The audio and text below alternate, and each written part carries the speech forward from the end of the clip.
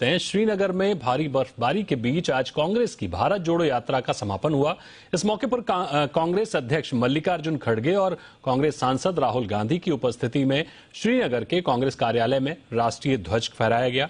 इस अवसर पर संबोधन में राहुल ने 145 दिनों की पैदल यात्रा के दौरान भारत यात्रियों द्वारा दर्शाए गए प्यार, लगाव और समर्थन के लिए उनका आभार जताया। साथ ही राहुल गांधी ने यह भी कहा कि मैंने हिंसा देखी है और सही है। मोदी जी, अमित शाह जी और आरएसएस के लोगों ने हिंसा नहीं देखी, वो डरते हैं। मैंने हिंसा सही है, देखी है।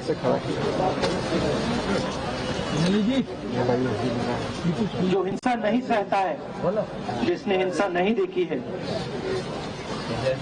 उसे ये बात समझ नहीं आएगी। जैसे मोदी जी हैं, अमित शाह जी हैं, आरएसएस के लोग हैं, उन्होंने हिंसा नहीं देखी। हमारे साथ खालिद हुसैन जुड़ गए हैं, हमारे जी मीडिया संवाददाता, उनसे बात करते हैं। खालिद, 145 दिनों का सफर, 12 राज्यों से यात्रा निकली और 7 सितंबर को शुरू हुई और आज समापन हो गया। इस पूरी यात्रा में क्या अपडेट आपको मिली है और किस तरह का कांग्रेस का जो कह सकते हैं कि जो उसने अपने अस्तित्व को बचाने की कोशिश की है, क्या कुछ नजर आ रहा है? देखिए, बिल्कुल जिस तरह से राहुल गांधी ने ये यात्रा शुरू की थी और आज संपन्न की है। जब शुरुआत हुई थी तो भारी बारिश थी और जब आज समापन हुई थी तो आज भारी बर्फबारी है।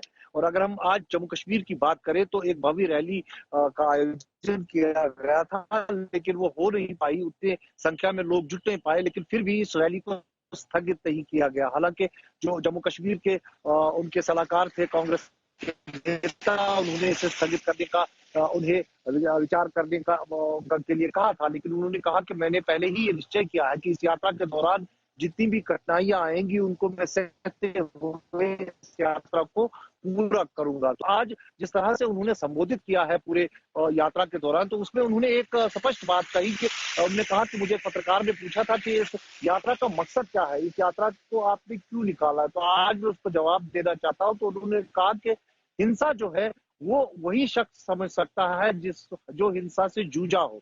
उन्होंने कहा कि मेरी जब टेलीफोन कॉल मुझे मिले, पहले एक अपनी दादी के बारे में, इंदिरा गांधी जी के बारे में, और दूसरा अपने पिताजी के बारे में, राजीव गांधी के बारे में, तो वो टेलीफोन कॉल में चाहता हूं कि किसी के घर में ना जाए।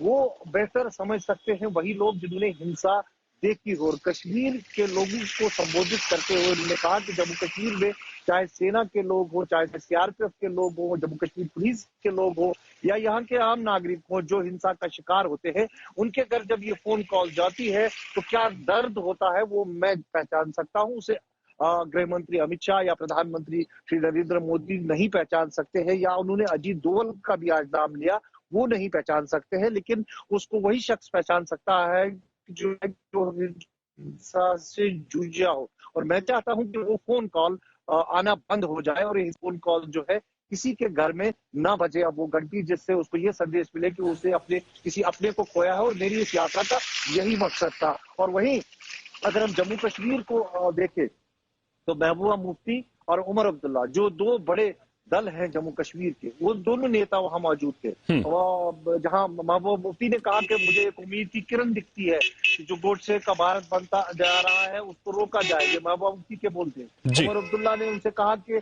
आपने साउथ से नॉर्थ तक यात्रा को निकाला, अब आप ईस्ट से वेस्ट तक यात्रा को निकालिए, भारत को एकजुट कीजिए। तो कुल मिलाकर जितने भी उनके लोग थे वो उनको समर्थन कर रहे थे। और कांग्रेस के लोग जो वहां मौजूद थे उनका कहना था कि वो इस यात्रा को सफल समझते हैं और राहुल गांधी एक भव्य नेता की शक्ल में उसको वो देखते हैं। अब देखना है, सवाल यही है कि आगे क्या रणनीति होगी। यात्रा तो खत्म हुई, लेकिन आगे राहुल गांधी इस इमेज को बनाए रख सकते हैं या नहीं, ये आने वाला वक्त ही बता पाएगा। बिल्कुल, आने वाला वक्त बताएगा कि ये इमेज बनी रहेगी कि नहीं। और एक बड़ा सवाल ये भी कि भारत जोड़ो यात्रा में विपक्ष के तमाम बड़े नेता नदारद रहे, ये भी सोचने का विषय है। बहुत शुक्रिया करेंगे आपका खालिद, हमारे साथ जुड़ने के लिए, उस पूरी खबर को बताने के लिए।